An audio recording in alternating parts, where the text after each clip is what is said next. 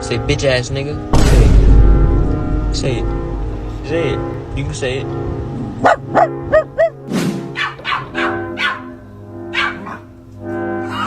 Oh my God!